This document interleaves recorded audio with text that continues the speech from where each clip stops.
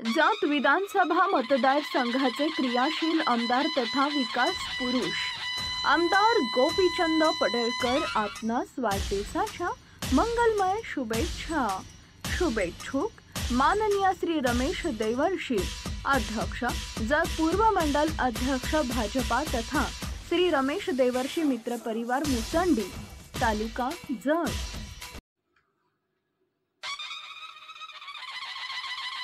आम्हा सर्व तरुणांचे आशास्थान जतचे विद्यमान आमदार भाजपचे मुलुक मैदानी तोफ आदरणीय आमदार गोपीचंद पडळकर शेठ आपणास वाढदिवसाच्या हार्दिक शुभेच्छा।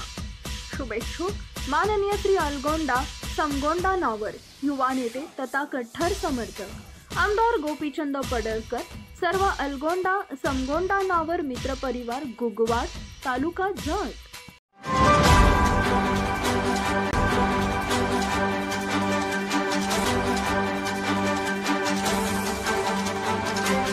आपण पाहत आहात लोकशाही महाराष्ट्र न्यूज। जत तालुक्यातील तमाम शेतकऱ्यांना ओला दुष्काळ परिस्थितीत सर्व अटी शर्ती लागू कराव्यात, माननीय श्री राजू हिप्परगे यांचे ठाम मत। जत तालुक्यात यावर्षी सरासरी पर्जन्यमान पाहता महाभयानक अतिवृष्टी झाल्यामुळे मे पासून चालू असणारा वरुण राजा आज अखेरपर्यंत तुफान बरसत आहे। यामुळे जत तालुक्यातील सर्व पिकांचे अतोनात नुकसान झालेले आहे। याकडे लक्ष वेधून ओला दुष्काळ जाहीर करावा अशी मागणी श्री राजू हिप्परगे यांनी लोकशाही महाराष्ट्र न्यूजच्या माध्यमातून दिलेली आहे। पाहू ते काय म्हणाले।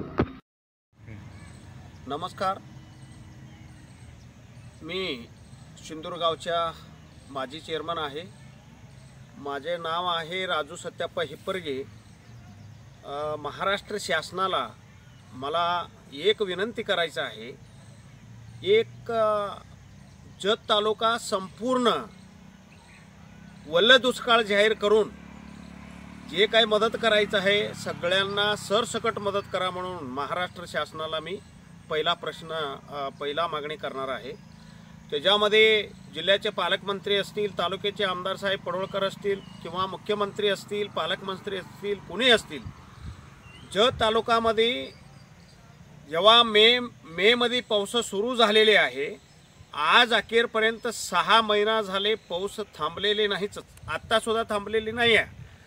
आता 65 मिलीमीटर आणि 64 मिलीमीटर असं काय मशीनकडे बघून काही शासनाने करू नका। तुम्हाला महाराष्ट्र शासनाने हात जोडून विनंती करतो, जे काय जत तालुक्यामध्ये जे काही नुकसान झालेले आहे, मक्का असतील, डाळिंब असतील, तूर असतील, सोयाबीन असतील, प्रत्यक्ष तुम्ही पाणी करून जत तालुक्यामध्ये एकही गाव न वगळता तुम्ही संपूर्ण जत तालुका वल्ला दुष्काळ जाहीर करून सरसकट सर्व शेतकऱ्यांना प्रत्येक पिकाच्या जे काही शासनाने मदत करायचं आहे ते मदत सरसकट शासनाने जत तालुक्यामध्ये वल्ला दुष्काळ जाहीर करून सगळ्यांना सर्व शेतकऱ्यांना सरसकटच नुकसान भरपाई द्यावा असा मला विनंती आहे।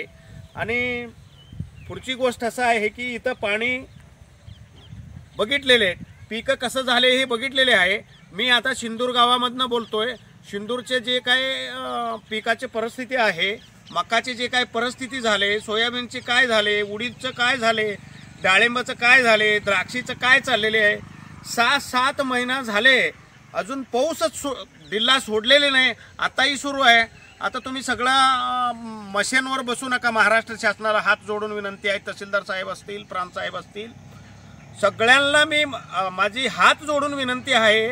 सर्व जत तालुक्यामध्ये जे काय नुकसान झालेले आहे, सर्व शेतकऱ्यांच्या मक्का असतील, उडीद असतील, तूर असतील, सोयाबीन असतील, ऊस असतील, जे काही नुकसान झालेले आहे त्या सरसकट जत तालुका वल्ला दुष्काळ करून सर्व शेतकऱ्यांना सरसकट मदत करण्याची व्यवस्था महाराष्ट्र शासनाने करावं असं मी शासनाला सर्व जत तालुक्याच्या वतीनं सिंदूरगावच्या एक शेतकरी म्हणून किंवा लोकप्रतिनिधी म्हणून महाराष्ट्र शासनाला मी कळकळी विनंती करतो। थांबतो। सरसकट जत तालुका वल्ला दुष्काळ जाहीर करा। आणि हे इकडे 65 मिलीमीटर झाले, 64 मिलीमीटर झाले, असं किती मीटर झाले ते मशीन तुमचे सोडा, तुमचे मशीन सोडून जे काय करायचं आहे सगळं जत तालुका सरसकटच ओला दुष्काळ जाहीर करून सरसकट शेतकऱ्यांना मदत करावा असा मी कळकळीची विनंती महाराष्ट्र शासनाला करतो. थांबतो आणि जय हिंद जय महाराष्ट्र. लोकशाही महाराष्ट्र न्यूज चॅनलला लाईक करा, शेअर करा आणि सबस्क्राईब करा.